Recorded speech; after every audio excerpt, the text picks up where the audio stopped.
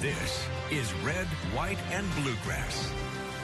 Kentucky still faces a major housing shortage going into the new year. It's a problem that, if left alone, could balloon even bigger. The Kentucky Housing Corporation says right now the state is already short more than 206,000 housing units, a number it projects could climb to over 280,000 if conditions are left unchanged. Just before the Thanksgiving holiday, a task force of lawmakers approved the policies it is recommending to pursue in the next session. Task Force co-chair Robbie Mills shared more from this weekend's caucus retreat. There's not a silver bullet here on housing. There's a lot of little bites at the apple that we're going to have to take. But out of the housing task force, I think you'll see two approaches that you're going to see a lot focused around: regulatory reform, and then finally incentivization. The final report from that task force contains 14 total recommendations, from zoning reforms, a revolving loan fund or tax credit for builders, and a 2-year freeze on building and electric code changes that could increase costs. None of those are really the most sexy things to present here on television, but they're important things to talk about. So I'll start here with you, Representative Roberts, listing some examples there around incentivization and regulatory reform, but what does that look like to you? What would be some proposals you'd get behind? Sure, Bodie. So a few things I want to start out with. I am one of 3 Gen Z lawmakers in Kentucky. The average age of a first-time home buyer is 40 years old, so that's my entire generation wiped out of home ownership. I have friends who are 40 with adult children. The average home buyer is 56 years old. My mother is younger than that.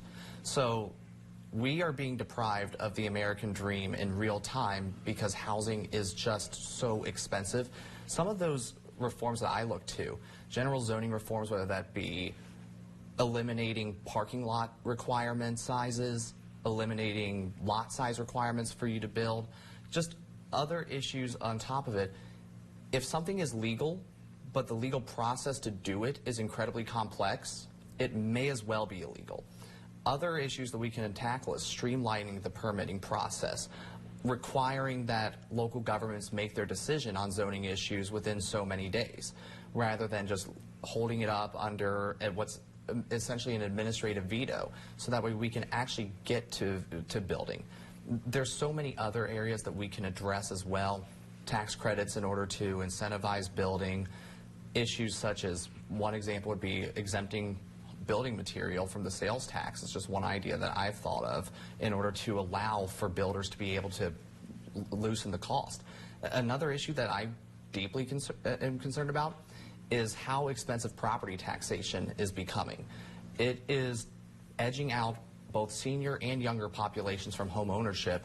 I just looked at this in Boone County alone, and for every $5 that a 30-year mortgage holder pays into their actual principal and interest, they're paying $1 into escrow for the property taxes. So that is 20% of a home payment right there. It's an outrageous proposition, so some type of reform there is absolutely essential. We need to get into other issues such as in order to actually get the supply up in order to lower these costs. Well, let's bring in Senator Thomas here. What would be some ideas you'd get behind? Well, boy, let me say this first of all. I think the representative has some ideas that are worthy of consideration. Where I would caution us, we talk about regulatory reform. That's generally zoning. I am a big proponent of local control. I don't think that we should strip away communities' rights to make their own zoning laws. Now maybe there should be some kind of, as indicated, some kind of time limitations to that. Some kind of ballpark guidelines where they can do some zoning. But I wouldn't want to take cities' zoning ability away from them. That I wouldn't want to do. Secondly, there was some talk about the quality of housing. I think we need to understand the business model. And the business model is such, Bodie, that typically today, a builder can't build a home and get a reasonable return with a house, let's just say $325,000, $350,000. To get underneath that, you got to help the builder pay. You got to help pay for some of the builder's costs. In affordable housing, we generally do that by some kind of investment tax credit.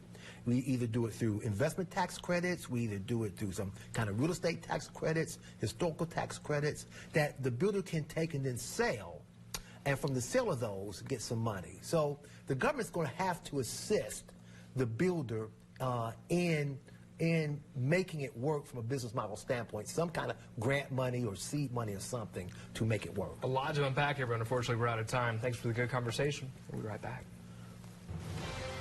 You're watching Red, White, and Bluegrass.